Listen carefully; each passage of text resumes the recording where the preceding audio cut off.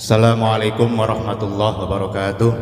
Bismillah, alhamdulillah, wassalatu wassalamu ala rasulillah wa ala alihi wa sahbihi mawalah ma ba'dah. La haula wa la quwata illa billah.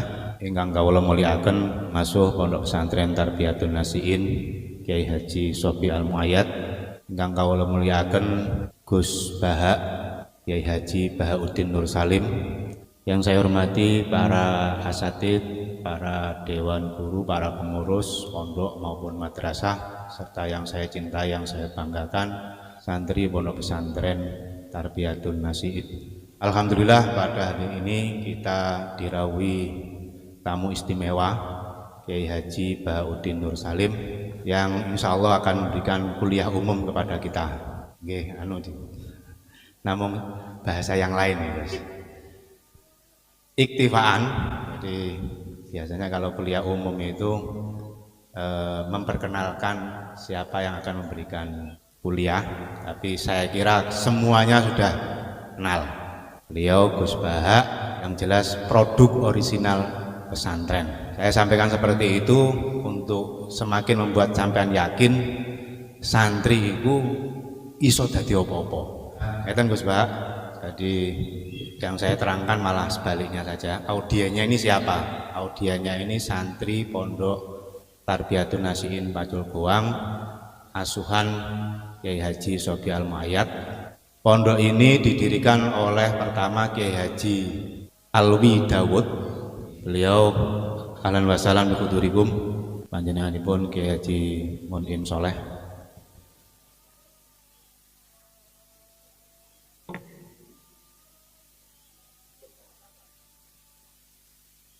Pada tahun 1880, Kiai Alwi niki asline tiang Klaten.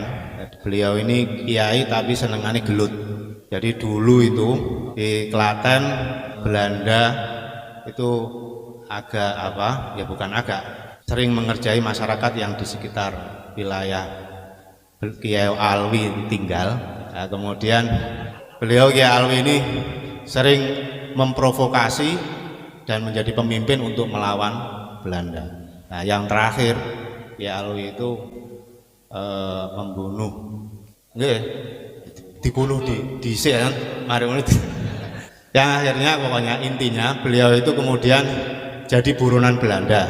Jadi buronan Belanda pertama beliau lari ke Sumatera, tapi kemudian lari ke Jombang dan akhirnya di Pacul Goang. Kemudian generasi berikutnya setelah Kiai Alwi wafat dilanjutkan oleh Kiai Anwar. Kiai Anwar wafat dilanjutkan Kiai Mansur. Kiai Mansur wafat dilanjutkan oleh Kiai Aziz dan para saudara. Kemudian Kiai Aziz wafat sakmenika Gus Sofi Al-Muayyad.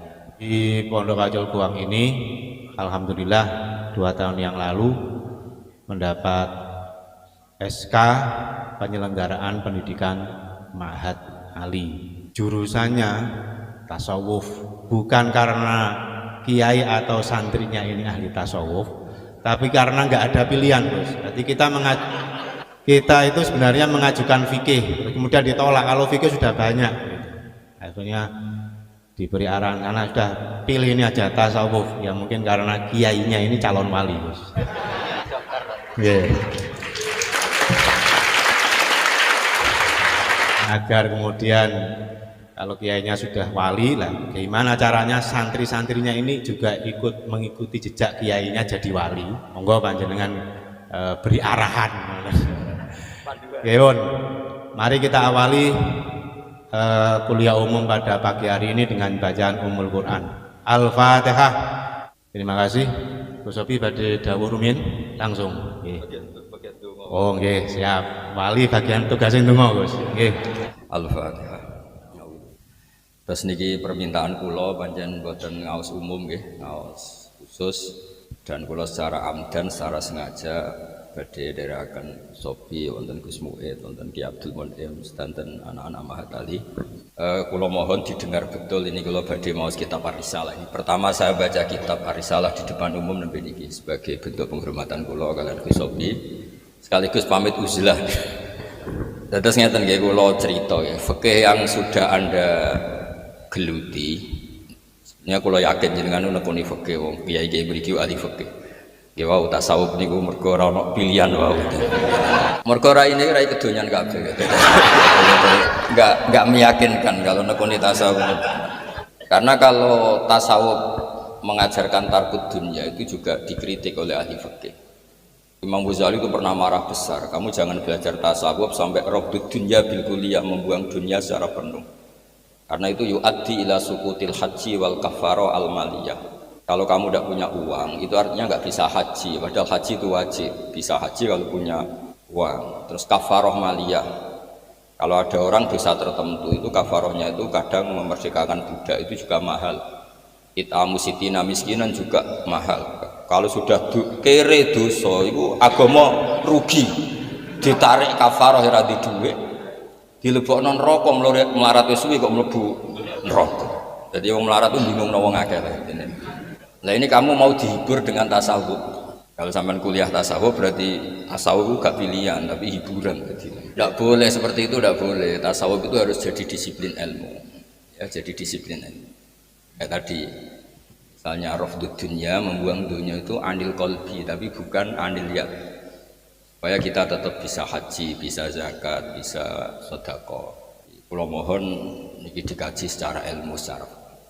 Nah, ini kalau badhe maos kitab Ar-Risalah secara sengaja amdan tentang cara ijtihad. Kitab ini beberapa kali kalau sinau ini termasuk kitab sing kula nate ngalami toyul wakti. Jadi saya normalnya belajar kitab ini lama sekali, tapi kalau belajar pertama normal terus belajar kedua niku ngalami toyul wakti.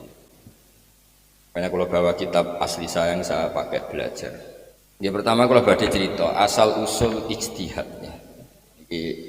Kula waca mangke kersane untuk barokah redaksine Imam Syafi'i. Bismillahirrahmanirrahim. Misalnya beliau nerangkan faminha qaulullahi ta'ala fa in talaqaha fala tahillu lahu min ba'du hatta tankiha zaujan ghaira. Jadi kalau perempuan yang diceraikan secara bain, ya saya ulang lagi, perempuan yang diceraikan secara bain ditalak 3. Nah, sampean tahu talak 3 itu gimana kalimatnya? Tolak tuki salasan apa tolak tuki. Mau nak sampean salah apa cek santri? Untuk menjadi 3 itu tolak tuki salasan apa tolak tuki. Apa dua-duanya itu baik? Rasa takut kiai ini nak keliru isin ini. Nah itu yang mesti 3 itu tolak tuki salasan. Karena kalau tolak tuki itu bisa semuanya taksis atau semuanya taukid. Jadi kamu bilang tolak tuki, bojomu main WA, terus kue mangkel mengulang itu ziyadatul bayan apa insya? Kalau insya berarti menambah jumlah. Tapi kalau memperdengarkan ulang berarti tahu. Dialemno. Ulang tasawuf goblok ya kudu rido mbek kodok kodar. Kowe kudu rido mbek kodok kodar, termasuk kayak goblok repayu rabi kudu rido. Nah, kalau perempuan itu sudah ditolak bain, itu boleh suaminya pertama kembali setelah nikah sama orang lain. Nah, kata nikah itu akad apa wati? Hatta tangkiha zaujan ghaira. Nah, ini kalau waca redaksi Imam Syafi'i.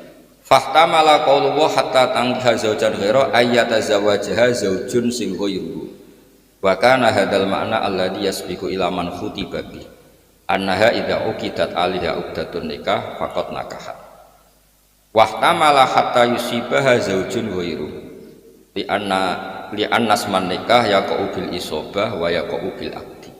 Jadi sebetulnya hatta tankiha zaujan ghairu itu sehingga perempuan tadi menikah dengan suami lain. Nikah itu bisa akad saja, bisa akad plus sudah hubungan inti secara lafadz ihtimal. Falamma qala Rasulullah sallallahu alaihi wasallam limra'atin talaqaha zaujuha salasan wa nakaha ba'da rajulun la takhilina hatta tadhuqi usailatahu wa yadhuqu usailatahu. Intinya karena berdasar hadis itu akhirnya nikah yang di Quran hatta tangkiha itu dimaknani apa? Sehingga nikah sama lelaki lain dan sudah hubungan suami nopo istri. Jadi ini Imam Syafi'i itu ingin memaklumatkan bahwa logika lughat itu tidak cukup kecuali berdasar penjelasan dari Rasulullah SAW. Terus sekarang menyangkut iddah. Boten iki kersane seperti redaksi aslinya Imam Syafi'i. Kitab Ar-Risalah itu kitab panduannya semua orang mazhab Syafi'i. kitab yang dikarang beliau untuk menjelaskan khas-khas madzhab Syafi'i sekaligus belajar Quran gitu. Menyangkut iddah misalnya. Dulu itu ada perempuan namanya Sube'ah al-Aslamiyah. Dia suaminya meninggal, kila baru 16 hari. 16 hari betul, wakila 10 hari, pokoknya 16 hari 10 hari kisaran. Dia melahirkan. Nah, dulu sahabat itu juga debat, yang satu berpikir masuk ayat walladzina yutawaffawna minkum wa yadharuna apa azwaja yatarabbasna bi anfusina arba'ata asyhurin wa asyra, berarti ini Sube'ah diiddahkan 4 bulan 10 hari. Sebagian sahabat cara pandang ini melebu partai, melebu kategori wa ulatul ahmali ajaluhunna ayyaduna hamlah, karena dia adalah perempuan yang ditinggal mati suaminya. Tentu secara teori lebih spesifik ayat walladzina yutawaffawna minkum. Saya ulang lagi ya, Sube'ah ini kan jenis perempuan yang ditinggal mati suaminya, harusnya lebih spesifik sebagai yang iddah berapa 4 bulan 10 hari, karena lebih spesifik masuk ayat walladzina yutawaffawna minkum. Tapi sebagian sahabat karena dia hamil ya masuknya ayat wa ulatul ahmali ajaluhunna ayyaduna apa hamlahu. Jika sahabat itu berdebat, kula waca ya. Ndak sampean biar ngerti fikih yang Anda kaji sekarang itu sudah fikih mateng, kayak di takrib, di mana kula betul takrib nih. Saya juga bawa Musnad Imam Syafi'i sebagai penghormatan pada majelis ilmu. Supaya kalian biasa pakai referensi. Faqala badu ashabi Rasulillah dzakarawa al-mutallaqat anna iddatal hawamil ayaduna hamlahu wa dzakara fil mutafa anha arba'ata asyuri wa asyra. Fa'alal hamil al-mutafa anha an ta'tatta arba'ata asyuri wa asyra wa anta doa hamlaha hatta ta'tiya bi iddataini ma'an. Ada sahabat yang cara pandang itu ekstrim. Melihat dia ditinggal mati suaminya berarti iddahnya 4 bulan 10 hari. Tapi melihat dia melahirkan iddahnya watul hamli, ya 2 iddah itu kita terapkan. Ya 2 iddah itu kita terapkan. Nah, ini asal usul sebelum ditemukan fikih yang baku. Nah, terus wa qala khairuhu min ashabi Rasulillah, ini yang agak ekstrim, agak provokatif. Idza wada'at dabatniha faqad halat walau kana zaujuha alas sarir. Ini agak provokatif kata sebagian sahabat. Karena dia sudah melahirkan, ya iddahnya selesai meskipun suaminya belum dikuburkan. Jadi nek ana wong ayu, bojone urung dipendem, kok dek ning lahirno, niku iddahnya selesai. Ini agak provokatif. Walau kana zaujuha alas sarir. Tapi kena rabi jenis wong wedok iki, kuwi darep parap matine. Karena ini jenis antisosial kan, mosok sing lanang ijek urung dipendem wis napa? Nikah. Itu jelas antisosial. Tapi sekaligus menunjukkan sangat cantik. Gak mungkin nono wong kolu ngrabi wong ngono arep banget ayune. Lah nek wong elek rasa diidatno wis 2 tahun ra mesti payu rabi. Ndak ini sampean ben ngerti. Nah, qala Syafi'i ini kitab Ar-Risalah. Itu kan beliau cerita riwayat. Ini agak provokatif memang dawuh sahabat yang ini. Sampai ngendikan walau kana zaujuha alas sarir. Artinya meskipun belum dikebumikan, kalau dia sudah watul hamli ya iddahnya selesai meskipun suaminya masih alas-sarir itu belum dikebumikan. Qala Syafi'i, ini pertama saya baca kitab Ar-Risalah di depan. Seringnya saya baca itu Ihya. Ini sebagai maklumat kula supaya sampean kitab Ar-Risalah ini dikaji. Meskipun sampean jurusan tasawuf kan jurusan alternatif tadi. Sebenarnya Anda kan ingin milih jurusan apa? Fikih. Ya cara kula pancen fikih. Tasawuf wis tinggu hiburan, karena satu-satunya cara sampean ridho mbek goblok orang ganteng rapayu rabi iku hiburane iku ilmu tasawuf. Mergo wong kudu ridho ambek kodok mon niku hiburan. Mana tasawuf darani suf, sebagian ulama darani tasawuf dari kata suf iku kapuk ngleyang anut angin. Ilmu tasawuf wis pokoke urip ku anut angin. Makanya Imam Syafi'i itu orang paling benci ilmu tasawuf, wis antipati tasawuf dengan makna tadi. Beliau itu anti ilmu tasawuf dengan makna tadi. Tapi kalau tasawuf dengan makna ngelola ilmu dengan fikih itu baru benar kata beliau. Jujur Imam Syafi'i ngendikan, kamu pagi waras belajar tasawuf nggak sampai siang, otak kamu ada masalah. Karena kalau pakai tasawuf saja tanpa fikih, kamu menjustifikasi semua kesalahan Anda. Wis kodok subuh ora istighfar. Mergo alasannya ini dicatat. Ayo kangkang kalau kodok subuh itu istighfar enggak kan? Nah, itu tasawuf ya. Mboten ta, mboten istighfar. Nah ya malah delek-delek. Makanya Imam Syafi'i masyhur itu, sampean delok teng Manaqib Syafi'i teng Khilyatul Auliya itu di antara makalah beliau itu kamu tasawuf pagi normal, enggak sampai siang tidak ada masalah. Terus masyhur akhirnya beliau terus banyak ashabi Syafi'i bilang man tasawwafa wa lam yatafaqqah itu jadinya tazandaqah. Tapi kalau kamu tafaqqah wa lam yatasawwaf hanya jadi tafassaqah. Kamu tasawuf tanpa fikih itu kafir zindik kata Imam Syafi'i. Tapi kalau kamu fikih tanpa tasawuf paling banter fasik. Ya paling banter orang fikih kan ngelah hukum. Misalnya saya ini kan nggak kuat puasa. Nak muka sama ane kiai kok muka ning omah kan elek. Lunga ibu-ibu silaturahim nego sobi. Lah ngono iku jenenge musafir. Ya wis oleh muka wong musafir. Makanya itu fikih itu tukang ngakali. Memang ada cara ngakali hukum. Jadi Gus Muid sering lunga pancen mau Jumatan. Itu fikih. Jumatan itu hindari Jumatan. Podo, kalau kamu di rumah bujumu ra iso blonjo berdoain karena melihat tidak bisa belanja kamu harus nyari uang. Tapi nak kowe lunga, oh ndak tahu sering. Jadi itu fikih. Jadi khilah itu dibenarkan di fikih. Makanya bisa fasik. Kamu punya kambing 40, mau haul, kamu jual 1, sudah tidak wajib. Jadi fikih itu melahirkan khilatul hukmi, khilatul. Nah itu yang jenis bisa bikin fasik. Selain sebelum itu sudah fasik. jadi fasik double. Ya qala Syafi'i fa kanatil ayat muhtamilatal ma'nayaini ma'an wa kana asbahahuma bil maqul adzahir apa ayakun alhamlu inqita al iddah. Terus fadallat sunnatu Rasulillah ala anawat alhamli akhirul iddah fil maut. Terus ini akhbaruna Sufyan an-Zuhri an Ubaidillah bin Abdillah an-Nabi an-Nasubi al-Islamiyah wa du'at ba'da wafati zawjiha bila yalid. Famar Robiya Abu Sana bil bin Bakak faqala qad tasana'ti lil aswad innaha arba'ata asyuri wa asyra. Fadzakara dzalika Subi'ah li Rasulillah faqala kadzaba Abu Sanabil aw laysa kama qala Abu Sanabil qad halalti fatazawwaji. Jadi intinya itu mulai dulu itu kadang wong hasud itu ya barokah. Jadi ceritanya itu Subi'ah al-Islamiyah setelah suaminya meninggal itu dia melahirkan. Alhasil dia terus ingin nikah sama pemuda yang ganteng. Pemudanya ganteng ya seneng karena Subi'ah ini cantik. Ada orang tua rentah rodok-rodok hasud gak terima ini idahnya belum selesai kok nikah. Jadi dia lapor Nabi itu sebenarnya karena mangkok agak-agak mangkel itu. Jadi hasud itu kadang-kadang itu ya penting tuh jaga kontrol sosial itu. Tapi jangan hasud yang drengki kampungan itu ampun, hasud yang agak ilmiah. Dulu itu Sofia itu cantik sekali, anaknya raja. Sofia binti Khuwai, anaknya tokoh cantik. Itu sebetulnya ketika ghanimah itu waqa'at fi sahmi Dihya al-Kalati. Orang kena Dihya kanca-kancane hasud. Kok enak Dihya untuk wong wayu ana rujuk. Kabeh komplain. Ya Rasulullah, innaha la takhillu ila Allah. Ini kedah jenengan. Dibagi antar sahabat itu mesti saling doga ikhlas. Iku cara dora hasud ya kena Dihya. Kadang-kadang hasud itu penting asal rontok-rontok bener. Mboten niku lho mboten gawe-gawe. Sampeyan apale hadis kata kula kan. Sampeyan ra usah pontak Gus Bak ngalalo hasud. Ilmumu ora akeh. Loh iya kan ada hadisnya la hasada illa fisnaten. Nabi meredaksikan juga la hasada illa fisnaten. Hasud itu boleh dalam dua hal. Meskipun ulama akhirnya maknanya ghabta itu kan maknanya ulama, tetap Nabi meredaksikannya pakai apa? La hasad.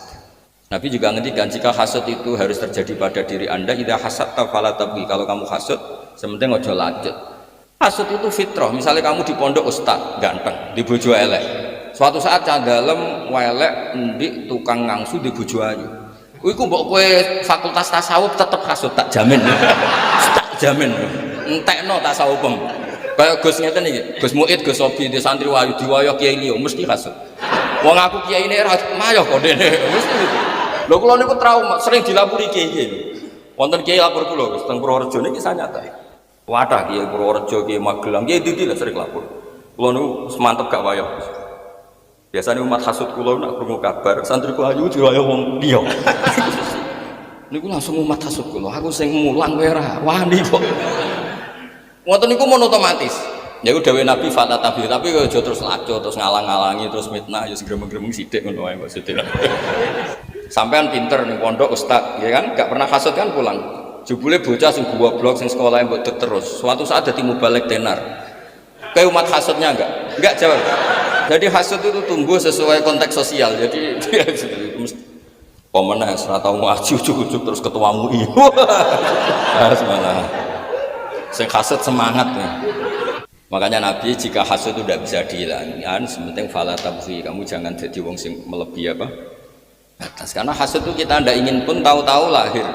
Ya mau misalnya sampean ku anteng, ustad pinter, bojomu elek. Pertama nompo. Bareng didolani kanca sing cah lanang elek melarat, ajak bojo. Ayo, mesti kowe muni ngene, mesti bojomu iku kelainan. Kok iso gelem kowe iku mesti wong masalah. Padahal di rencana kamu itu kolban salima, pengen di kolben apa? Salim. Tapi melihat fakta seperti itu tidak bisa. Masih kowe jurusan tasawuf. Nah, akhirnya walhasil itu diprovokasi. Terus Abu Sanabil bilang nikah kamu itu masalah. Walhasil sama Nabi disahkan nikah sama anak muda tadi yang memang idahnya sudah watul hamli. Enggak sampean ben ngerti susahnya jadi seorang Imam Syafi'i. Jadi sekaligus ini maklumat bagi orang-orang yang sering sidik-sidik qala ta'ala tapi tidak ngaji usul fikih. Problem mengkaji Quran, ayat itu berdiri sendiri dan kadang spesifik. Ya tadi misalnya spesifik walladzina yatawaffawna minkum, mak spesifik tentang orang yang ditinggal mati apa? Suaminya, dan idahnya itu 4 bulan 10 hari. Sementara ayat wa ulatul ahmal itu partainya partai mutallaqah. Ya akhirnya kan sebagian sahabat nganggep ya yang watul hamli tidak masuk yang di al-mutafa anha apa? Zaujuh. Nah, itu Imam Syafi'i itu mengkaji itu tuh lama sekali, termasuk cara pandang seperti ini. Dan sampai ngerti susahnya jadi seorang ulama. Ya saya ulang lagi, susahnya jadi seorang ulama. Nah terus di antara kitab Ar-Risalah yang saya kenang itu beliau ngendikan naklul amah anil amah itu di atas segala-galanya. Ini di halaman mungkin kalau wajah kersane yang jenengan ngerti barokah wali songo nanti tak ceritani. Di Indonesia itu orang nggak sholat banyak, nggak poso ya wakil. Tapi nak kon mangan ayam tiren itu tidak mau. Artinya apa? Wali songo itu berhasil menanamkan haram bahkan bagi orang yang tidak mengindahkan sholat. Ya misalnya ada warung itu terkenal jual ayam tiren, itu mesti diciri. Padahal dia ini sholat itu ya fasik, orang poso ya fasik. Mestinya mangan batang yang menisan fasik kan gitu. Tapi tidak juga. Kata Imam Syafi'i, naklul amah anil amah itu penting. Saya ulang lagi, naklul amah anil amah itu penting. Makanya guyonannya saya tuh pernah ditanya seorang jurnalis. Ini kisah nyata. Ketika kerusuhan Mei dulu, ya ketika kerusuhan Mei dulu, itu daging apa itu babi itu utuh di pasar. Yang dicuri itu daging kambing. Lah yang jarah itu ditanya, kenapa tidak nyuri daging apa babi? Haram. Lah memangnya nyuri kambing itu halal. Jadi intinya maling saja masih bermadhab itu, berarti masih. Saya punya teman di Jogja di pedalaman, kebetulan satu tempat kerja sama saya. Iku cerita, nak ngurmat babi ku ning jowo. Wong tanggaku Gus nak ngurmat babi ning jowo, nak wedhus ning kandang. Kena apa? Mergo babi ora dicolong Gus. Haram. Nak nyolong wedhus Gus mergo halal. Jadi artinya itu pendidikan halal haram nganti maling kuwi jek ini. Itu nak setengah-setengah soleh nyolong itu nyolong pitik dan nyolong babi sing apit go mayuran. Pitik mergo halal. Ini cerita. Jadi intinya itu wali songo itu di bab hukum itu memang berhasil. Nikah juga gitu. Meskipun mereka orang fasik, itu gak kepengen nikah itu gak sah. Tetap kepengen nikah itu sah. Ayat juga gitu. Ini fatwa kula sekaligus. Kula nu nate diundang mengakatkan orang yang habis duhur itu nanti ada ketoprak. Tontonan ketoprak, bukan tontonan pacul goa. Dulu itu memang kalau nanti tangga Gus Mu'id itu rian nama kesenian, pacul goa itu nama kesenian. Ya wong lucu takut. Gus mungkin jam 09.00 ngangkat anakku. Tapi mungkin batu dulu wonten ketoprak. Jenengan takon delok ketoprak Gus, takon ngangkat modal. Terus, ya, wong jenenge jam 09.00 nganti jam 12.00 kan wis. Ya sindene wis nang kono macam-macam nang kono lah sak majelis. Tapi kula kiai tenan dadi rapati terganggu. Kiai tenan. Kula kan kiai sufi ya fakih, nek sampean kan mutasawwif mutor. Tasawuf karena kepeksa SK tadi. Itu enggak boleh ilmu kok mukroh itu enggak boleh mutor. Karena saya baca itu malamnya itu sering ngipi ketemu ulama-ulama dan saya sering baca. La yudroku kulluh, la yudroku kulluh. Masyarakat tuh seneng ketoprak, sampai juga seneng akad yang tidak sah. Pernah juga di tetangga desa saya ada orang mati karena oplosan. Itu kayaknya sowan saya, Gus saya datang nggak ke jenazahnya. Kamu harus datang supaya jenazah itu dikelola ala Islam. Kalau orang-orang soleh tidak datang nanti dikelola ala orang fasik. Didusi mbak Arab itu terus piye. Terus mendeme didekno terus piye. Jadi kamu datang jangan niati hormat orang fasik tapi hormat syariat Islam di mana jenazah itu muslim tetap wajib disesuaikan syariat nopo Islam.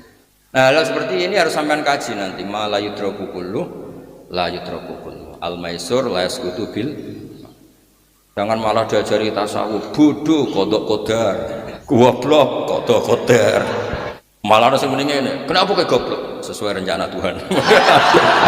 Repot sih guys. Mboten iki kula mbong ngandani Gus Sobi, mbong ngandani sampean ora ros. Pokoknya masih jurusan tasawuf, pokoknya dulang fikih mau Gus dicekoki fikih terus. Ya setuju nggih, jurusan tasawuf tapi ngajine fikih. Nah ora tazan daqo. Lho niku masyhur makalah iku. Man tafaqqaha wa lam yatasawwaf namung tafassaqa. Tapi wa man tasawwafa wa lam yatafaqqah tazan daqo. Tazan daqo kafir sinten? Parah gak dadi kafir. Kowe tasawuf nemen-nemen rai-rai frustasi ngene, dadi wahdatil wujud yakin. Rai-rai ngene Gus mbok ulang tasawuf tok, dadi wahdatil wujud. Gayane fana susu-susu yo rada weng ngono. Tapi nek dilatih fikih, makmum masbuk, makmum muwafiq. Ana makmum masbuk. Dekne iku istighol mbek iftitah, ora maca Fatihah. Imame kadung rukuk. Iku gak ditoleransi mergo istighol bis sunnah anil fardhi. Oh nak ngono mesti bingung ra ngarah dadi wahdatil wujud. Mergo sinau iku tok wis bingung. Ana wong kadung sujud, eling ora kunut, kok balik kunut salate batal. Mergo tarkul fardhi lisun. Oh ora ngarah dadi wahdatil wujud. Nek rai-rai ngene diajari tasawuf. Ana wali pewasir didungani dadi beras. Wah. Bojone ngamuk ora ana nafkah pasir dungani dadi emas. Khayal kabeh yakin. Lho nak niru waline ra apa-apa, nak niru khayal ya. Bahaya Gus, kok rai-rai ini diajari tasawuf niku. Mboten maksud kula sing tasawuf tanpa fikih, iki cerita. Nggih ustaz-ustaz pokoke dicekoki fikih mawon, Gus. Pokoke mulang tasawuf seprapat jam liyane iku diulang fikih. Kon ngapal syarat rukune salat, mungkin ngomel dhewe. Bahaya men pokoke bahaya aja. Nggih padha Imam Syafi'i itu memang bahaya karena tasawuf itu tadi, tasawuf dulu itu makanya masa-masa kita kayak disarang. Tasawuf itu enggak diajarkan sama sekali. Hanya Mbah Mun baca kitab tasawuf itu saja yang boleh hanya anak tamat aliyah. Ya di pondok-pondok gitu semua yang boleh itu hanya yang sudah tamat aliyah, tamat ini. Itu aja Mbak Kiai ini maca rapati tenanan. Nah sing kiai sepuh ya mbek gremeng wis kabeh pengiran cung wis dunya ora ono artine mbok. Wis gremeng-gremeng sithik. Nek nak mulang fikih temenan. Syarat sae nikah sing dadi wali ahakul auliya taswid abun fa abu suma akhun sakik ngene-ngene semua pokoke temenan. Syarat saya nikah ngene-ngene. Wong wedoke kudu ora mahram, kudu kholiyatan minan nikah wa minal iddah. Wes pokoke temenan. Karena kalau kamu enggak sah nikah zina diancam-ancam sithik. Antas apa ora? Kowe kudu rido. Mbek apa sing digarisno pengiran. Goblok kowe kudu rido. Ora payu rabi kudu rido. Makanya tadi kalau suwun nak pondok-pondok jini itu harus mengkaji fikih. Sing tenanan harus belajar fikih. Lah soal kok tasawuf itu di hati saja. Atus kula nu nak salat ya standar fikih. Meskipun nanti atine tasawuf. Allah gak wajib nampa salat. Allah yaf'alu ma yasha. Itu ya sudah sambil lalu aja. Itu tetap standarnya fikih. Makanya trauma-trauma cerita Husain Al-Hallaj, cerita Siti Jenar, cerita macam-macam itu diantaranya karena fikih sama tasawufnya itu tidak imbang. Semenjak itu kiai Jawa trauma. Soalnya germondo es kon batik fikih ya, kon belajar fasolatan, pokoknya fikih. Napa? Kalau setuju Gus Muhammad kepingin itu fikih. Dan ada tasawuf tompo wae. Nggih jelas iki kersane. Ah niki kula waos Musnadus Syafi'i. Kersane ngertos asline susahe dadi ulama. Karena memang ijtihad itu saya ulang lagi, ijtihad itu dari lafat-lafat sing ikhtimal. Saya ulang lagi dari lafat-lafat sing napa? Ikhtimal. Kula waos ya. Akhbarona Malik an Yahya bin Sa'id an Sulaiman bin Yasar an Ibnu Abbasin wa Aba Salamah ikhtalafa fil mar'ah. Jadi dulu ya debat. Jadi yang debat tidak hanya LBM-nya NU itu enggak. Tapi juga dulu sahabat debat. Yang debat Ibnu Abbas sama Abu Salamah. Ikhtalafa fil mar'ah sing tanfusu ba'da wafati zawjiha. Tanfusu di sini bimakna talidu. Faqala Ibnu Abbas akhirul ajalain. Faqala Abu Salamah idza nafasat manane waladat faqad halat. Faja Abu Hurairah faqala ana ma abni akhi, yakni Abbas Salamah. Jadi dulu debat itu ada yang bela, jadi yang debat ya ada yang pro ada yang kontra. Yang debat Ibnu Abbas sama Abu Salamah. Abu Hurairah datang, kamu ikut mana? Saya ikut ini. Misalnya saya ikut cabang Diwe, cabang Jombang, saya ikut Rembang. Gus Mu'id saya ikut NTT. Gitu. Jadi dulu itu ya ada itu. Terus faba'asu Quraiban maula bin Abbas. Ya fab'atsu Quraiban maula ibn Abbas ila Ummi Salamah yas'aluha an dzalik faja'ahum fa'akhbarahum anna qalat waladat Subai'ah ba'da wafati zawjiha bilayalin fa dzakara dzalika li Rasulillah faqala laha qad halalti fangkah. Jadi dulu itu ya adatnya kalau kiai itu ya kadang-kadang isin takut dhewe ngongkon wong. Ibnu Abbas punya tandalem jenenge Quraib. Nah Quraib ini yang disuruh tanya Ummi Salamah. Ummi Salamah itu istrinya Rasulullah. Misalnya cerita bahwa Rasulullah pernah fatwa tentang Subai'ah bahwa asal dia hamil meskipun suaminya baru meninggal kok dia melahirkan berarti iddahnya selesai. Artinya yang ayat walladzina yutawaffawna minkum tadi berarti apa? Mukhtassoh atau makhsusoh selain hamil. Jadi kalau selain hamil iddahnya 4 bulan 10 hari, tapi kalau hamil watul hamli berdasar riwayat tentang Subai'ah napa al-Aslamiyah. Jadi dulu itu yang ngaji ya susahnya seperti ini. Itu yang cerita debatnya Ibnu Abbas sama Abi Salam. Terus akhbarona Malik an Nafi' an Ibnu Umar. Seterusnya terus suila anil mar'ah ya tawafa an hazaujuha atau yutafa an hazaujuha wa ya hamilun faqala Ibnu Umar idza wadu'at hamlaha faqad halat. Fa akhbarahu rajul minal ansar anna Umar bin Khattab qala law waladat wa zaujuha ala saririh lam yudfan la halat. Di sahabat itu dulu kalau supaya hukum itu ekstrim ya ada provokatifnya. Meneh ada lagi wis 16 dino. Kasusnya Subai'ah itu sudah 16 hari. Andai kan suaminya meninggal dan istrinya langsung melahirkan, suaminya belum dikebumikan, itu sudah iddahnya selesai. Jadi bisa resepsi di depan jenazahnya. Di dulu sahabat ya ada yang cara ngendikan fikih itu agak provokatif. Law waladat wa zaujuha ala saririh lam yudfan halat. Ya karena sudah watul hamli. Ya, tadi kemungkinannya tadi. Saking nekate sing wedok atau saking ayune nganti wong kehilangan etika sosial. Mau nak elek wis ora usah iddah wis iddah dhewe no. Otomatis no. Nah, saya ingin ilmu-ilmunya Imam Syafi'i seperti ini spesial tak baca. Jadi saya pernah ngaji Mustad Syafi'i, pernah ngaji kitab Ar-Risalah. Supaya sampean kalau maknani Quran itu tahu bahwa ayat itu kadang-kadang itu seakan-akan berdiri sendiri padahal itu harus ada konstruksinya. Ada apa? Konstruksinya. Tadi misalnya walladzina yutawaffawna minkum ternyata itu yang tidak hamil. Padahal ayatnya kan seakan-akan umum siapapun yang ditinggal mati suaminya maka iddahnya arba'ata asyhur wa asyra. Sama wal mutallaqatu asal mutallaqat ya tarabbasna bi anfusina salasata. Tapi nyatanya yang dawatil hamli ikutnya partai wa ulatul ahmali ajaluhunna ayyadna hamla. Hal-hal seperti ini itu hamba harus ngaji. Kalau ini enggak dikaji ya tadi belajar tasawuf. Wong sing penting hati ini. Salat sing penting eling pangeran. Eling pangeran terus lali rukuk sujud terus salat model piye. Mulane jare wong fikih eling pangeran, nek pangeran wajibno rukuk sujud. Terus eling pangeran tok ora jelas ilinge iku piye repot. Terus ini yang penting dari kitab Ar-Risalah tadi, naklul amah anil amah. Saya ulang lagi napa? Naklul amah anil amah. Itu Imam Syafi'i senengnya bukan main. Sampai kata beliau jika itu sudah naklul amah anil amah, itu ada orang yang tanya itu muta'assif atau muta'anid fiddin. Itu harus kamu lawan karena itu mempersulit agama. Misalnya begini, cara kula, andaikan saya boleh bermadhab, saya setuju jamaah itu syartus sihah. Pondok saya itu tidak saya wajibkan jamaah, tapi alhamdulillah banyak yang jamaah, hampir semuanya jamaah.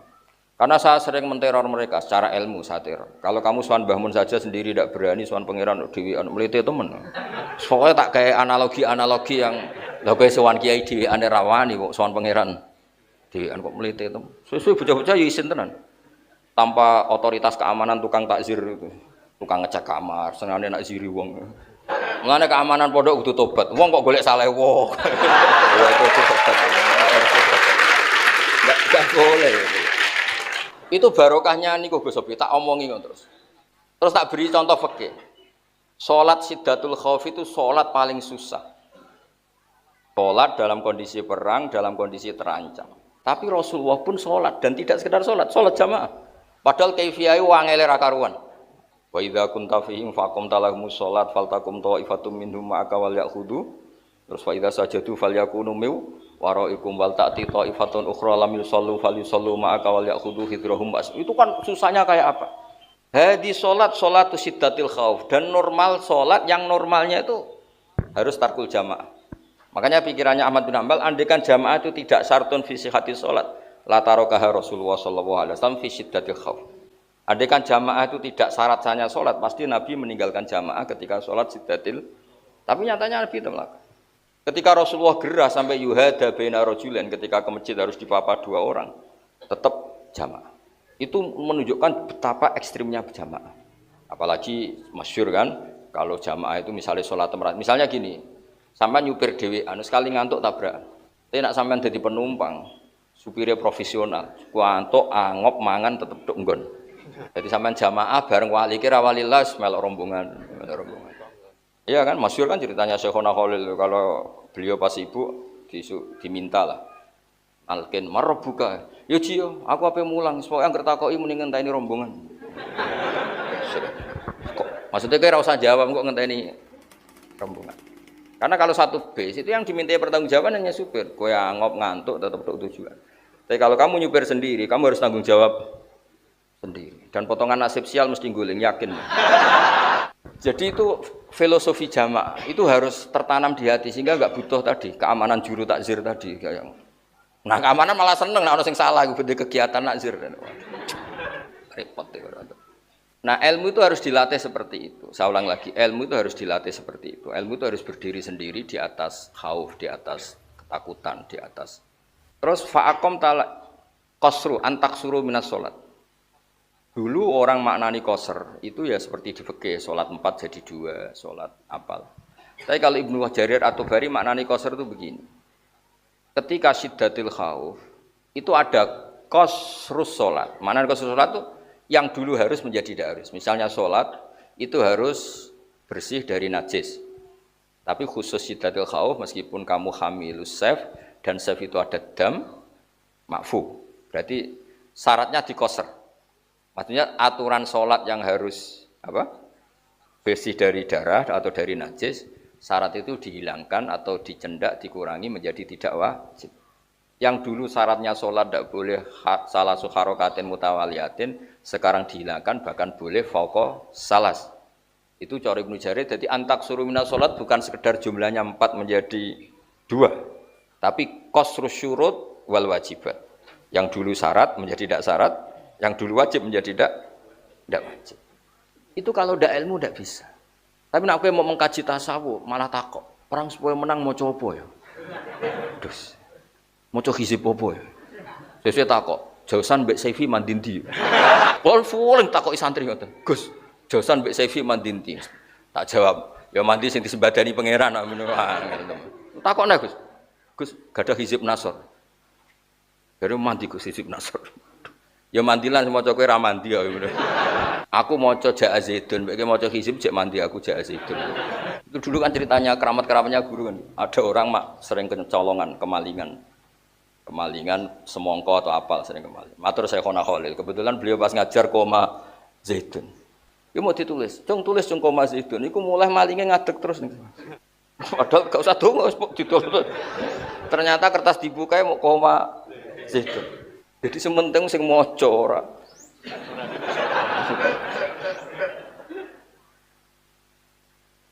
Saya mohon lah, jadi ini saya bentuk penghormatan kula kalian keluarga besar Yai Anwar sedanten. Niku ilmu itu segala-galanya, terutama fikih.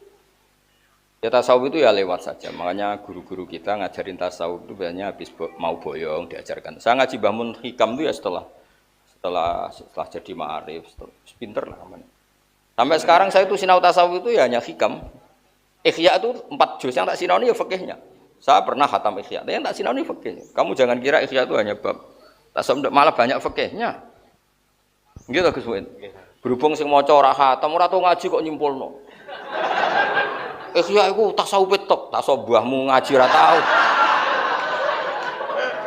Sampeyan lihat Ikhya itu dimulai bab-bab fikih semua. Sampeyan delok bab haji, bab ada semua. Mbah cucu kok wong terkenal. Wah, anggere ngaji Ikhya tasawuf dhuwur. Sing ngomong ku ya ora iso maca. Wong macane mudhofilah diwaca rafa. Lha takoki, ayo coba orang-orang sampeyan tanya, namun Ihya Ulumuddin apa Ulumuddin? Enggak sing akeh. Ngaji apa, Kang? Ihya Ulumuddin. Jari Imam Ghazali piye ana mudhofilah rafa. Itu sudah spontan kayak konsensus nasional. Wong sing alim-alim lah yo takoki, maos napa pasanan Ihya? Jadi saake nasibe mudhofilah ning Ulumuddin. Itu kayak konsensus. Ayo ana sing maca Ihya. Oh, mboten ngoten. Sing maca Ulumuddin ditakoki lho. Kang ngaji apa? Sing ustaz lah. Ihya suci Ulumuddin. Lho nak kula mergo melok sing goblok, gebebo goblok. Nak sing goblok tenan ya akeh. Atau yang terakhir kalau cerita ilmu malih, ada ilmu yang nggak bisa dihindari dan ini fatwa saya berkali-kali. Quran itu kalamullah, seorang lagi Quran itu, tapi tanpa lewat ulama, kamu pasti salah. Orang kok mungkin salah, pasti salah. Ketika seorang Imam Suyuti, Ibnu Jarir atau Bari semuanya mufassir mesti ngendikan, wa yuqaddaru qabla qauli ta'ala iyyaka na'budu qulu. Itu kata sandi, kata kunci. Nak Quran itu kalamullah, kemudian Allah ngendikan ning Kanjeng Nabi iyyaka na'budu terus piye? Fa inna Allah wal ma'bud. Mosok Allah ngendikan ning Kanjeng Nabi iyyaka na'budu. Bisa kamu bayangkan kan fatalnya makna itu. Tapi kalau kamu ngaji sama ulama, hadza qaulullah sing tasyri'an li nabiyih iyyaka na'budu ya bener dawuh Allah, tapi minangka wis diulangno ning Kanjeng Nabi dan Kanjeng Nabi disuruh ngulang. Makanya berarti ketika Allah ngendikan iyyaka na'budu kalimatnya gini kira-kira, ya Muhammad qul iyyaka na'budu. Terus Nabi mengulang iyyaka na'budu. Lah nek langsung dawuh Allah ning Kanjeng Nabi kacau mboten? Mosok Nabi ma'bud Allah abid. Nah hal seperti itu kalau kamu ndak ngaji ndak bisa. Kowe nak mau belajar tasawuf tok, kasih hati Fatihah.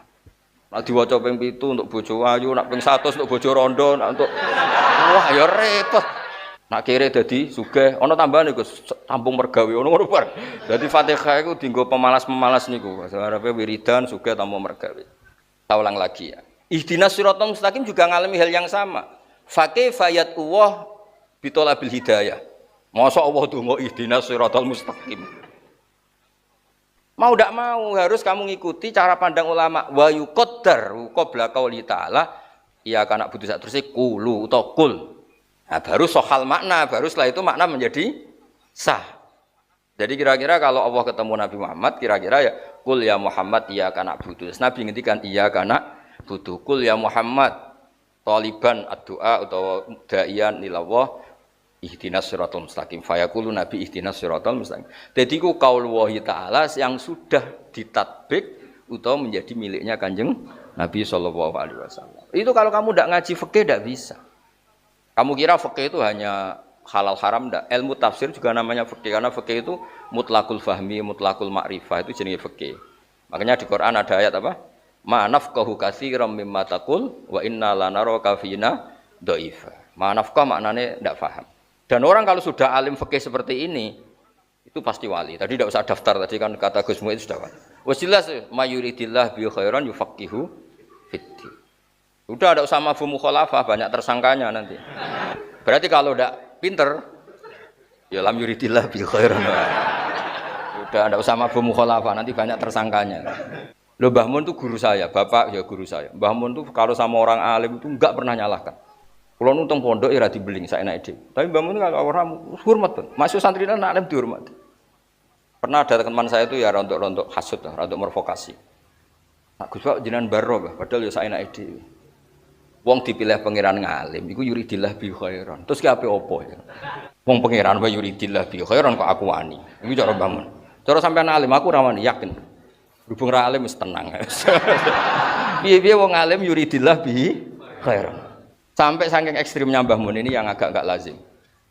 Fa'alimun bi ilmihi lam ya'malan mu'adzabun min qabli ubadil Itu kan umumnya ulama itu dipakai tahdzir supaya orang alim itu ya'malu bi ilmi. Kalau kata Mbah Mun ndak, malah enak nang bar. Jadi ada pun qabli ubadil wasan nak cara Mbah Mun. Dan saya dulu ya eskal Gus Sobi, bareng tak cari itu ada. Saman kalau enggak percaya nyari di sarahnya Burdah yang dikarang Imam Bajuri. Ada yang baca Bajuri. Kalau aku mau coba Bajuri anggap ra alim ngenyak wong. Kula maca kitab wis akeh Kang, ora ijek kuliah ngene iki ya apa. Ini mboten niat ngenyak tasjek supaya sampean nyaingi kula. Hasud sing Islami. Hasud Islami wa hasada illa fis. Jadi kamu harus hasud saya. Saya ingin alim enggak Gus, apal Quran, ngerti tafsir. Itu harus dihasuti, wajib itu. Nabi sudah ngendikan la hasada illa fisnaten. Kamu tidak boleh hasud kecuali dua hal ini. Malah ke hasud mek kancamu sing dibojo ayu rondo sugih. Iku hasud gak Islami ngono ku. Hasud itu hasud be aku Gus Sobi, ben alim kok Gus Sobi, ben alim Gus Ba, ben Mersi kok Gus Sobi, Gus Samuet. Hasud itu ada yang Islam. Saya ulang lagi ya. Jadi dalam hal-hal saya ulang lagi, dalam hal-hal seperti itu harus bersama ilmu lah. Ya napa harus bersama napa? Harus bersama ilmu. Kalau ndak habis kita. Kata Mbah Mun, saya teruskan. Cara Mbah Mun ngeten Gus, mingko beli badil Hasan. Soal dulu wis kok.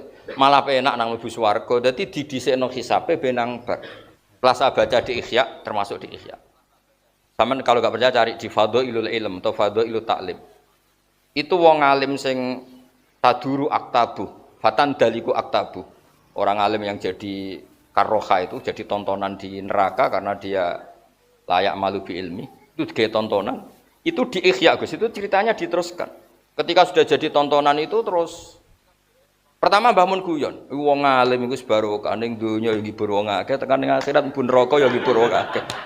Mergo mubeng-mubeng dadi delokane wong akeh. Pertama Mbah Mun guyon. Lama-lama beliau neruskan. Memang ini Mbah Mun benar, di Ihya itu diterangkan, akhirnya Allah ngendikan gini. Inni lam adho ilmi liu adzibah.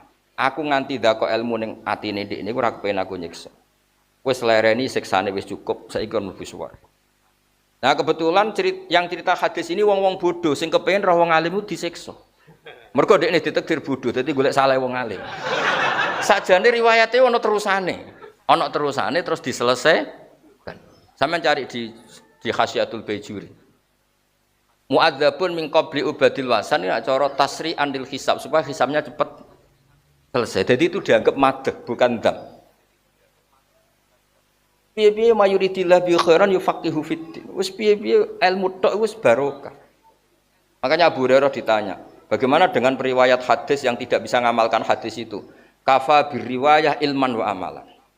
Dengan hadis itu diriwayatkan kowe ra iso nglakonillah itu menjadi master ilmu. Misale kados kula misale kula ditakoki, "Gus Jumatan wajib ora?" Wajib. Lah jenengan kok ora Jumatan? Ya aku fasik menyang ora Jumatan. Paling enggak kan jadi hukum bersama nak Jumatan wajib, tarikul Jum'ah fasik. Ilmunya masih jalan. Timbang ke Jumatan tanpa ilmu jebule niate iku gak bener. Ilmu itu sudah berdiri sendiri. Paling enggak misalnya innamal amalu binat sodaqah Rasulullah. Lah kowe niatem kok elek iku urusanku tapi tetap innamal amalu binniat. Jadi Mbah Mun tuh saking senengnya ilmu sampai berkali-kali ngerti. Sampai lihat di Ihya di. Karena orang alim wis kesel. Jadi kamu jangan ngira terus apa fa'alimun bi ilmihi lam ya'malam mu'adzabun min qabli ubadil wasan itu terus selesai di situ ndak wonten terusan. Sampeyan kalau enggak percaya lihat di Ihya di Fadhailul Ilm itu. Itu Allah terus neraskan. Iku aja dadi tontonan. Piye-piye aku ndak kok ilmu ning ndekne iku wis tak pilih. Wis saiki tak sepuro, siksane wis cukup dilebokno swarga. Karena innama yakhshawa min ibadil ulama tadi.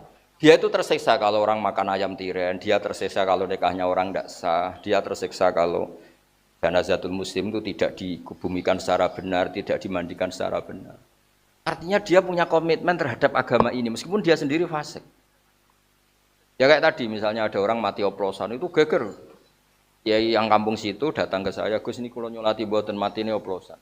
Diwe solati, niati, nekani prosesi janazatul muslim. Karena kalau kamu tidak datang, nanti mereka punya cara sendiri, dan itu bisa bahaya. Makanya masyhur Imam Nawawi fatwa kalau ada orang fasik meninggal dengan cara yang tidak benar misalnya bunuh diri, orang Islam di situ tetap harus datang supaya tetap dikelola ala apa? Islam. Jadi ini kan ini ilmu. Lalu saya ulang lagi, Lalu kamu sederhanakan pakai tasawuf, kabeh kersane pangeran ngene. Makanya kata Sayyid Abdul Al-Haddad, isnadul masyiah itu juga dakbul kufar. Orang kafir ngomong wa qala alladziina asyraku law sya'allahu ma asyrakna. Jadi isnadul masyiah itu ya kelakuane wong kafir. Malah nak ning surat Yasin lebih ekstrim. Ada orang kaya, orang kafir disuruh sedekah sama orang melarat. Kalau saya sedekah ke dia itu merusak rencana Tuhan. Sampai dia miskin, memang Allah merencanakan dia miskin. Kalau saya mengkayakan dia merusak rencana Tuhan. Itu jelas kan? Wa idza qila lahum anfiqu mimma razaqakum wa qala alladziina kafaru lil ladziina amanu bi anutimu sing man law yasha'u at'ama. Hadza lam yat'am li annahu arada wa bidzalik. Pamata nutimu berarti ngerusak rencana Allah. Jadi nak kowe nuruti ngono, aku bodoh rencanane Allah. Nak kiaiku minterno, kiai perusak rencana Allah. Iku kafir ngono iku, perilaku ngono iku koyo wong kafir. Ya kan sampean nak ngaji Yasin lho. Lah sampean nganti ra paham mergo mau golek kasihate. Pokoke diamuki terus Gus Muid kersane tasawufe rodok rusak nganggo fikih. Wa idza qila lahum anfiqu tasqala alladziina kafaru lil ladziina anut imu ana ta keinginan kita. Man ing wong lau yasha ulamun ngersano sapa Allah atamah mongko maringi dar sapa Allah ing man. Mosok aku ngekek mangan orang, saya ngasih makan orang yang dalam rencana Tuhan memang dia enggak dikasih makan. Makanya saya tidak mau, nanti merusak rencana. Artinya gini, isnadul masyiah itu tidak ada busolihin terus enggak. Kalau orang soleh isnadul masyiah karena merasa dia makhur, dia mutor. Allah yaf'alu ma. Ya kalau orang soleh isnadul masyiah karena masya Allah kana wala masalam. Tapi kalau isnadul masyiah orang tidak soleh itu dipakai khilah, dipakai justifikasi. Digoreng ya, cara politik digoreng tadi. Ya iki terakhir ora oleh ngundang nang haram niki mergo kula nuwun usulan niku. Wassalamualaikum warahmatullahi wabarakatuh. Alhamdulillah luar biasa pencerahan dari Gus Bahak. Ini kok pun diringkesi Gus. Berarti nggak boleh tanya anak-anak ini. Apa? Saya tanya boleh. Boleh. Satu aja. Nggih. Tapi Liane takok kiai ini. nggih. Tidak akan saya simpulkan.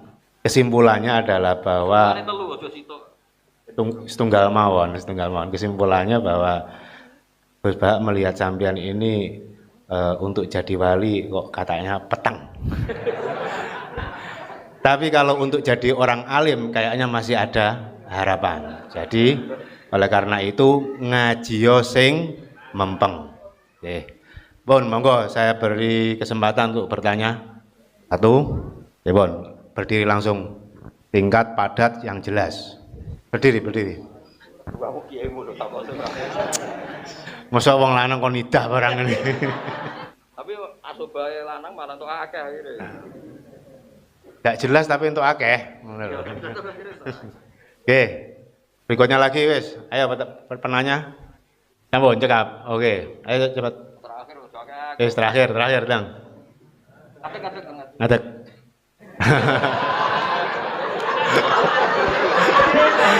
Durung takok wis grogi iki ya apa? Ora gelem nyebut jeneng. Namanya siapa namanya? Dari Pemalang. Pun paham, Gus Bahak sudah paham pertanyaan ini jenengan bahwa tolak di Indonesia baru dilegalkan kalau sudah ditetapkan oleh KUA. Nggih. Yang pertama tadi namanya siapa? Jadi begini Nafis ya. Tadi yang pertama tentang iddah ya. Kamu ngaji fikihnya sudah ngaji apa saja? Wah, error gitu, sudah kan tasawuf gitu. Jadi gini loh, iddah itu kan takut ikhtilatul. Jadi filosofi iddah pertama, dengerin ya, takut ikhtilatul apa? Ansab. Misalnya, kita beri contoh ya, misalnya di Indonesia ada orang namanya Sri atau Dwi.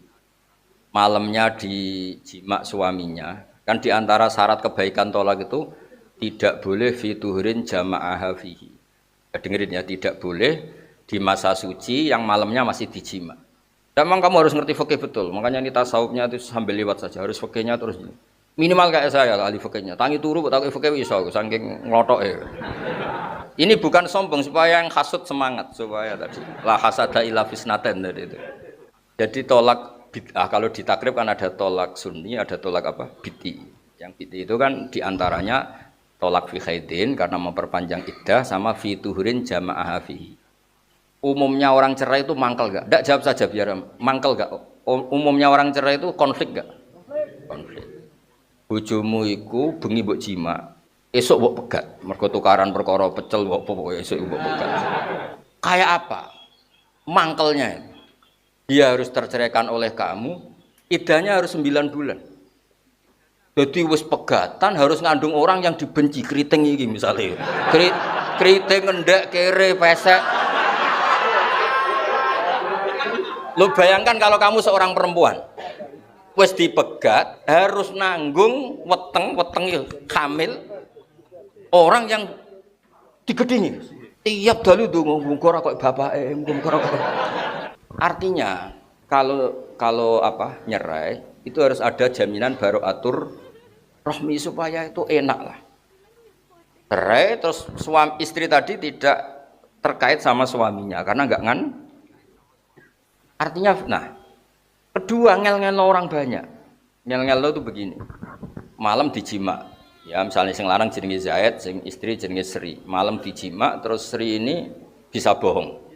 Karena mangkel sama makhluk jenenge Zaid. Terus dia pura-pura ada hamil. Jika kalau dia pura-pura ada hamil, idahnya kan itu partai dzatil aqra. Berarti 3 kali masa nopo suci.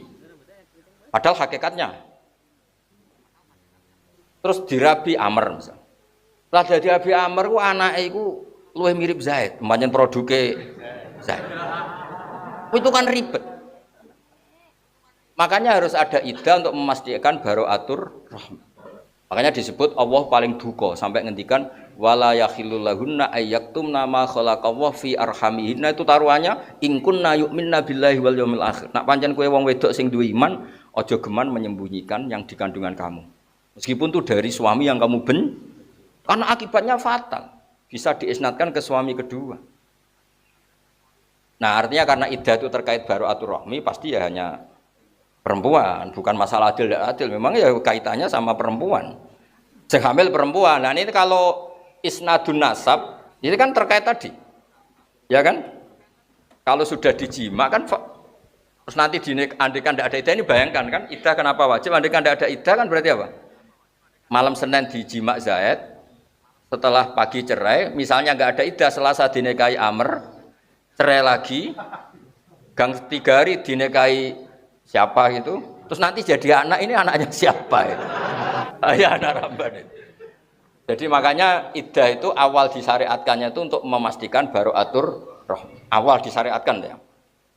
Meskipun setelah itu ada ta'abbud. Ta'abbudi itu artinya meskipun terbukti suaminya di Malaysia, nggak pernah pulang, nggak pernah kumpul, ya tetap diiddahkan karena ada unsur apa? Ta'abbud. Tapi tetap awal-awalnya itu ada filosofi barokah rahmi. Makanya ada ayat wa in talaqtumuhunna min qabli an tamassuhunna famalakum alaihinna min iddatin tadunaha, karena di situ nggak perlu ada barokah. Ya jadi makanya ini lagi-lagi jurusannya fikih ya Gus. Supaya lah ya makanya ilmu modern kan bisa bohong. Yang jamin kalau tesnya itu taruh saja misalnya perempuannya tadi kaya, Pak dokter ngomong nak aku wis barokah rahmi. Jadi kalau teknologi itu canggih, tetap aja manusia itu bisa memainkan teknologi. Ya kan bisa kan? Atau karena yang dipegat tuh cantik terus wong lanang sing pecundang-pecundang tak bayari dokter ya, tak kon ngomong barokah rahmi. Kamu jangan terjebak gitu-gitu. Pokoknya hukumnya Allah Ta'ala itu satu, ada illatul hukmi yaitu barokah rahmi, 2 ta'abbud. Atau dibalik lah ta'abbud dulu dan ada hikmahnya yaitu barokah rahmi. Tapi yang jelas itu memang tadi takut ikhtilatil ansab. Makanya kalau sampai ngaji fikih itu kan tidak boleh menceraikan fi khaidin karena memperpanjang apa? Ya, atau fi tuhurin jama'aha fihi. Itu malah lebih panjang lagi kan? Saman bayangkan kalau jadi perempuan, saman cuantik jadi perempuan dibucu welek mangkelno kere. Ape megat jimak sik. Wes mangkel jebule ngandung cah elek iki. Wah. Kayak apa tersiksanya itu? Wes kono bayine bandel, Gus. 9 wulan gak lahir-lahir. Wes kono bareng lahir persis bapake. Waduh. Kayak apa itu mangkelnya? Nah, kalau pertanyaannya tadi yang siapa tadi namanya? Lutfi itu begini, makanya butuh kultur santri kayak di Rembang, di Jombang, di semuanya lah. Kalau saya boleh bangga ya terutama di Rembang kalau saya boleh bangga. Kalau Gus Robi ya terutama di Jombang terserah. Orang harus bangga dengan daerah masing-masing. Saya itu merasakan pernah hidup lama di Jogja, di Jakarta, pernah saya kerja di Jogja, di Jakarta. Memang kita harus syukur punya daerah kayak Jombang, kayak Rembang. Atau Jakarta, Jogja yang daerahnya orang alim. Itu begini, kalau di kampung-kampung Gus ya, ada orang diceraikan suaminya karena sudah sohat tolak, ya tidak satu rumah. Ya normalnya sudah tolak. Dia ngurus di pengadilan hanya administrasi. Tapi hukum-hukum dia tidak jima lagi, tidak serumah lagi itu sudah jalan. Tapi kalau di kota sebagian yang enggak daerah Islami memang ngeri. Jadi saya pernah mengalami satu pertanyaan begini, agak ekstrim. Ada istrinya PNS Gus Muid. Karena dia tercatat sebagai istrinya, kalau suaminya meninggal kan tetap dapat pensiun, santunan dapat pensiun. Singkat cerita itu karena tolaknya itu belum resmi Gus, dia tetap dapat santunan atau pensiunan tadi. Padahal hakikatnya sudah mutolakoh, tapi kalau dia lapor, hilangkan kan dari daftar pensiunan. Ketika tak tanya, lah kamu kok mentolo, corong Jawa, cek mentolo nih mangan uang gitu, kok tega makan uang itu? Kan saya belum dicerai. Jadi memang belum, kalau benar-benar belum dari pengadilan itu memang, ya merasa belum dicerai. Padahal sudah ditalak. Nah, jadi memang di balik hukum negara itu harus ada kultur supaya hukum negara hanya untuk apa? Administrasi. Jadi kalau di kampung-kampung kan kayak di daerah Jombang, daerah-daerah yang ditunggoni kiai, kalau sudah dicerai meskipun pengadilan belum apa, wis gak gonjekan, wis gak saoma, wis. Udah golek ancang-ancang, sing lanang golek ancang-ancang sing beda ya. Makanya pentingnya kultur di situ. Ya kayak di daerah, ya tadi saya contohkan, saya tuh heran sama Wali Songo, kagum di situ. Wong fasik wae kepengin nikahi anak Isa. Saya tuh sering nikahkan anaknya orang yang enggak sholat, enggak puasa. Tanya, lah kenapa kamu masih suka kiai? Ojo lho Gus nak nikah kudu sah, lha ben sampeyan anak putuku dadi wong saleh. Sing fasik aku tok wae. Semuanya ingin mengakhiri kefasikannya, barokahnya Wali Songo itu telaten. Jarang loh orang fasik tulan di Indonesia itu jarang. Prasolat ketemu kiai cium tangan. Kenapa cium tangan? Bentuk barokah.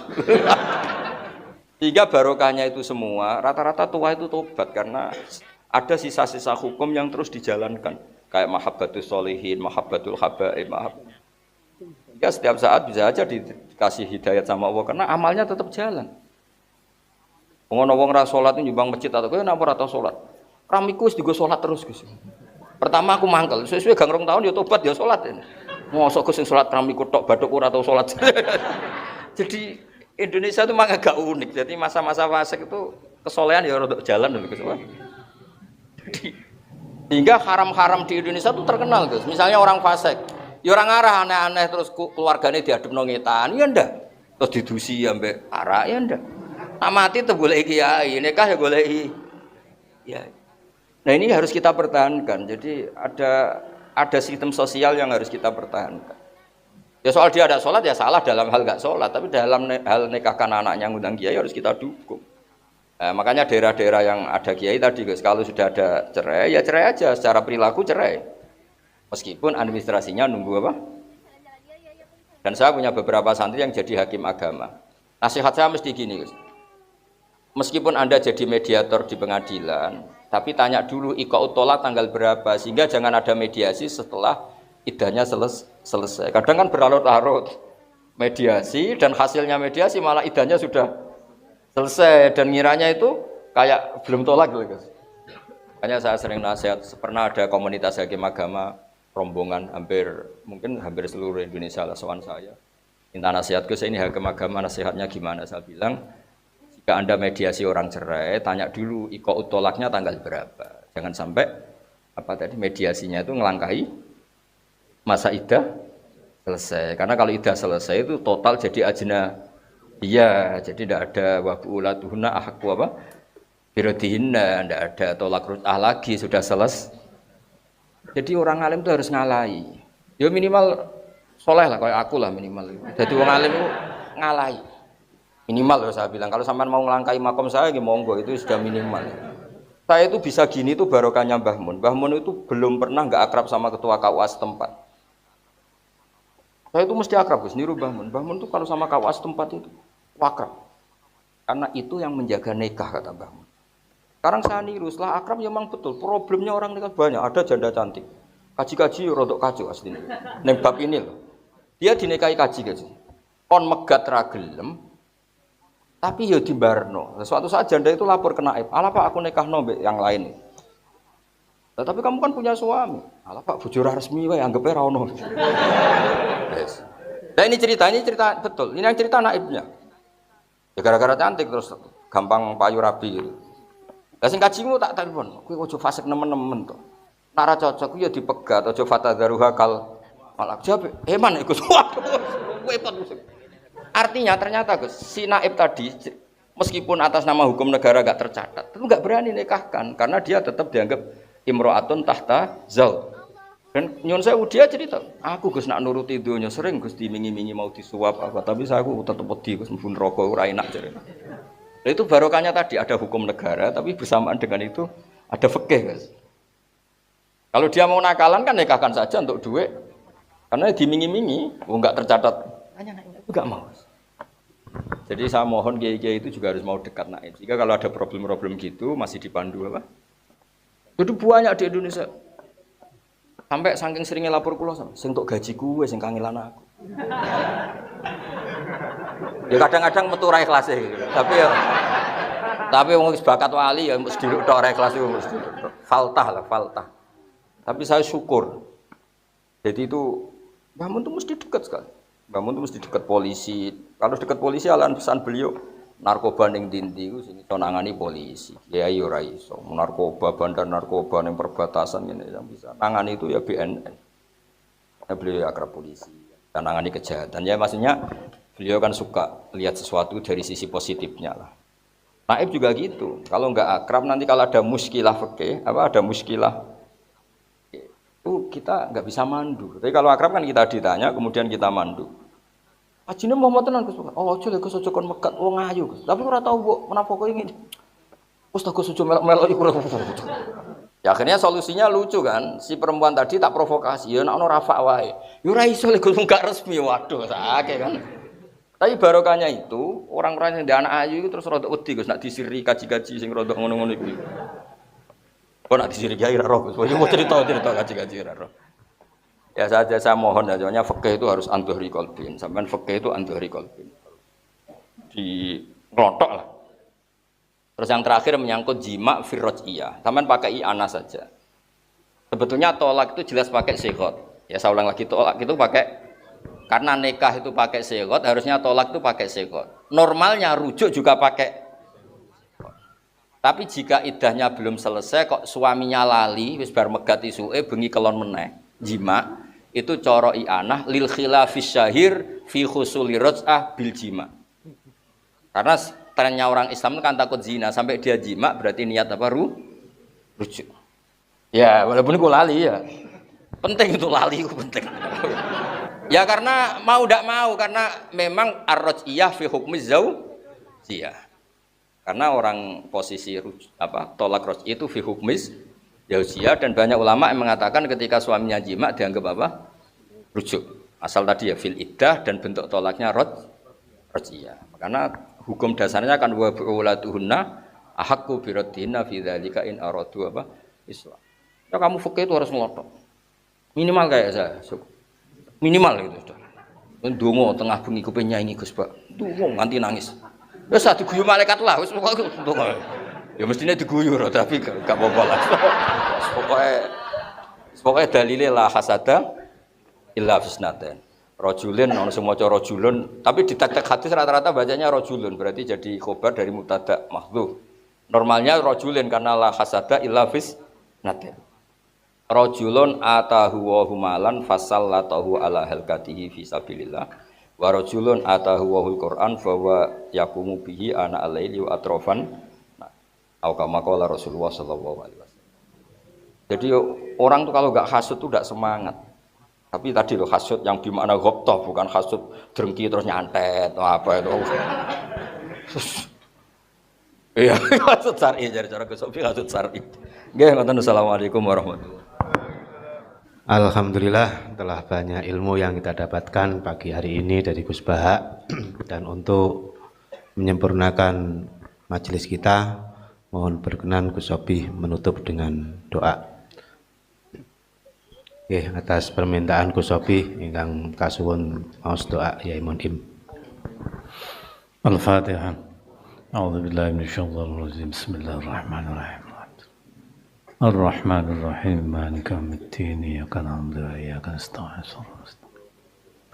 Shiratal ladzina an'amta 'alaihim ghairil maghdubi 'alaihim waladdallin. Amin. Allahumma shalli 'ala sayyidina Muhammadin wa 'ala alihi alhamdulillahi rabbil alamin.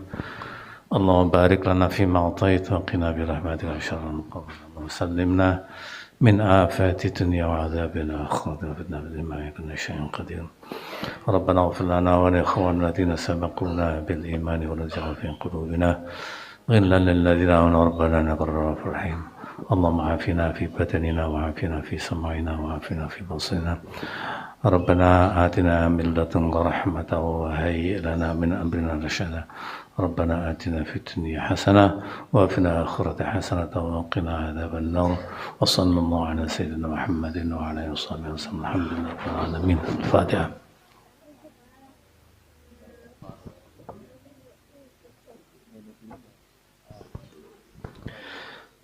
Kepada beliau Kiai Munim diaturkan terima kasih. Kita tambahi doanya, moga-moga Gus Bahak enggak kapok untuk ngaji di Pacul Guang lagi. Amin, sing banter ngono lho. Dari saya kurang lebihnya mohon maaf. Assalamualaikum warahmatullahi wabarakatuh. Oke, baiklah teman-teman, jadi itulah reaction ngaji kita bersama dengan Kiai Haji Bahaudin Nur Salim atau Gus Bahak, di mana Gus Bahak ngaji kali ini ada di Pondok Pesantren Pacul Gowang, Jombang, Jawa Timur. Dan beberapa catatan yang bisa kita dapatkan dari ngaji kita bersama dengan Gus Bahak kali ini adalah yang pertama, cara ijtihad dari kitab Ar-Risalah Imam Syafi'i agar ilmu fikih yang ditekuni bisa diamalkan secara keseharian. Sebab jika hanya belajar tasawuf, maka orang bodoh akan membiarkan dirinya bodoh karena itu sudah takdir Allah. Maka dari itu penting untuk menekuni ilmu fikih dan usul fikihnya. Mengenai iddah dalam hukum fikih, iddah ada beberapa kategori termasuk iddah 3 kali masa haid, 4 bulan 10 hari, atau iddah sampai melahirkan anak ketika hamil. Tetapi tetap saja harus memperhatikan kondisi sosialnya. Kemudian Imam Syafi'i paling anti dengan ilmu tasawuf. Boleh belajar tasawuf asalkan menjadikannya dengan cara berfikih. Bahkan saking tidak sukanya Imam Syafi'i terhadap ilmu tasawuf, sampai-sampai beliau mengatakan jika pagi engkau waras dan mulai belajar tasawuf, maka siangnya otak pikiran kamu sudah bermasalah. Hasud boleh dalam 2 hal, yaitu dalam membela hak diri atau orang lain. Jika tidak bisa dihindari, maka jangan sampai melebihi batas, bukan atas hawa nafsu pribadi. Kemudian bagi yang suka qolallah tapi tidak belajar fikih, jangan sok-sokan, karena banyak hal yang ada dalam Al-Quran itu membahas sesuatu yang spesifik. Pendidikan fikih itu bisa tajam dan dampaknya sangatlah hebat, seperti halnya para wali songo yang mengajarkan ilmu fikih di masyarakat. Bahkan sampai orang mau maling saja masih mempertimbangkan halal haramnya. Lebih memilih maling kambing daripada maling babi. Mau nikah juga tetap memperhatikan keabsahan pernikahan, padahal dia bisa bermaksiat, biasanya itu bermaksiat. Kemudian wahdatil wujud akan terjadi bagi orang yang hanya belajar tasawuf saja tanpa memperhatikan ilmu fikih. Seperti halnya Syekh Siti Jenar ya. Nanti hanya mengandalkan keramat yang tidak pasti dan kemungkinan menjadi sesat itu lebih tinggi. Sebagaimana aliran Al-Halaj Syekh Siti Jenar menjadi kontroversial karena antara ilmu tasawuf dan ilmu fikih itu tidak seimbang, sehingga akan dikatakan sesat dan menyesatkan bagi orang lain. Kalau kamu sowan kiai saja tidak berani sendiri, bagaimana saat engkau sowan Allah? Maka itulah pentingnya sholat berjamaah. Analoginya adalah jika engkau menyopir sendiri, jika ngantuk maka membahayakan. Tapi jika engkau ikut rombongan yang disopiri orang lain, maka ketika engkau ngantuk tetap bisa tenang karena ada pengendalinya, ada sopirnya. Kemudian belajar kitab Ihya Ulumuddin itu isinya banyak ilmu fikihnya dibandingkan ilmu tasawufnya, padahal terkenalnya itu Ihya Ulumuddin itu adalah ilmu tasawuf gitu teman-teman. Tetapi justru terkenalnya itu jika sudah hatam Ihya, maka ilmu tasawufnya itu sangatlah tinggi. Ya, tapi memang Ihya itu tasawufnya tinggi, tetapi di situ banyak ilmu fikihnya. Kemudian Mbah Maimun itu sangat menghormati orang yang alim, termasuk terhadap muridnya. Jika muridnya memang alim, juga sangat dihormati oleh Mbah Maimun, dan sampai di akhir kelak orang alim yang mana Allah sudah memasukkan ilmunya kepadanya, maka Allah tidak ridho jika orang alim itu masuk neraka. Orang alim itu sudah pilihan Allah dan tidak mungkin nantinya ia dibiarkan terus-menerus disiksa di neraka. Pasti akan dientas dan akan dimasukkan ke surga bagi orang alim. Kemudian kenapa idah hanya untuk perempuan dan laki-laki tidak ada idah? Karena pada dasarnya idah itu untuk melindungi hak perempuan dan juga agar menjaga kehati-hatian dalam hitungan nasab. Karena jika tidak ada idah maka akan menjadi sulit untuk menentukan anak yang lahir itu anaknya siapa. Maka idah itu menjaga atau waspada terhadap isnadu nasab. Idah awal disyaratkan untuk memastikan bersihnya rahim dari mani, dan yang punya rahim yang mengandung anak adalah perempuan, maka yang punya idah adalah perempuan, bukan laki-laki. Bukan masalah adil atau tidak adil, tapi karena ketentuan dengan dasar seperti itu, karena memang hukum alamnya seperti itu. Hukum alamnya perempuan yang mengandung, bukan laki-laki. Di Indonesia memang spesial, selain sistem sosial yang sudah terbangun sejak Wali Songo, maka kultur itu juga harus dijaga. Dan selain begitu memang ada orang yang seperti halnya Syekh Siti Jenar yang terasa aneh jika saat ini ya mungkin bisa dibilang ada seperti halnya kayak yang viral itu kan Mama Gufron ya, yang viral karena makoli-makolinya bisa bicara dengan semut, cacing, bidadari dan para malaikat. Memang banyak orang yang percaya, tetapi tetaplah jangan hanya berfokus pada tasawuf yang mudah dimanipulasi dengan karangan-karangan cerita, dan terus diimbangi dengan belajar ilmu fikih sebagai dasar ilmu semua keilmuan. Oke teman-teman, jadi itu yang bisa kita sampaikan, yang bisa kita catatkan dalam ngaji kita kali ini ya, tentang Gus Bah ngaji di Pacul Goang. Dan mungkin itu yang bisa kita catatkan sebagai rangkuman ngaji kita kali ini. Semoga bisa menjadikan kita sebagai penerima ilmu yang bermanfaat dunia akhirat, menjadi amal ibadah Gus Bah yang berkah berkahi untuk kita semua. Kita doakan bareng-bareng semoga Gus Bah senantiasa sehat, panjang umur, diberkahi kesempatan untuk terus-menerus memberikan keilmuan-keilmuannya kepada kita semua, dan semoga kita semua senantiasa diberikan rezeki yang berlimpah oleh Allah Subhanahu wa taala, sehingga nantinya kita bisa istiqomah haji bersama dengan Gus Bah melalui channel kita ini. Teman-teman, terima kasih. Mohon maaf banyak kesalahan. Wassalamualaikum warahmatullahi wabarakatuh.